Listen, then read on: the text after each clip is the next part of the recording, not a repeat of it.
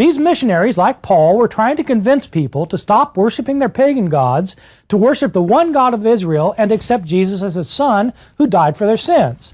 How could they convince people to believe in Jesus? They had to tell them stories about Jesus. Missionaries are telling stories about Jesus to convince others to believe in him. These missionaries are spread out throughout the Mediterranean, throughout the Roman world. When a missionary would convert somebody to believe in Jesus, that person then would convert their family members and their friends and their neighbors. When their neighbor converts, the neighbor would convert her family. Her husband then would convert a business associate, who would convert his wife, who would convert her neighbor, and so it went. Who's telling the stories about Jesus in this context of the widespread of Christianity? The vast majority of people telling the stories were not people there who were not people who were there to see these stories take place. They're people who've heard the story.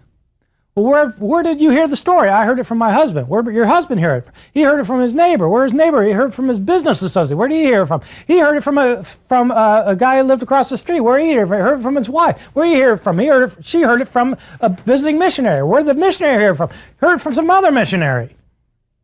Virtually everybody telling these stories is telling the stories even though they hadn't been there to see these things happen. And this is taking place for decades.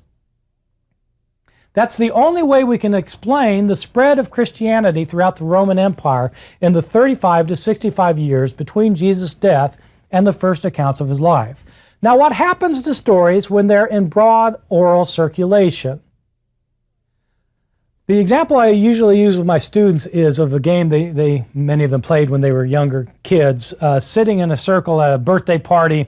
One child tells a story to the next child, the game called telephone. And it goes around the circle. One child tells it to the next, tells it to the next, tells it to the next. By the time it goes all the way around the circle and comes back to the first child, it's a different story. If it weren't a different story, it'd be a pretty silly game to play because I just heard that story.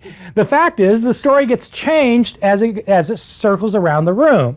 What happens if you play the game telephone, not just one afternoon at a birthday party among people from the same socioeconomic class who speak the same language at the same time? What happens if you play it for 35 to 65 years among people who live in different countries, who speak in different languages, who have different contexts and different concerns? What happens to the stories?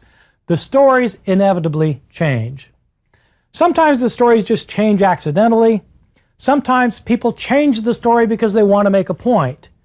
These people who are telling the stories are telling them for a point. They're not telling them in order to give objective history lessons about what happened in first century Palestine. They're trying to convert people to believe in Jesus. Sometimes they change the story.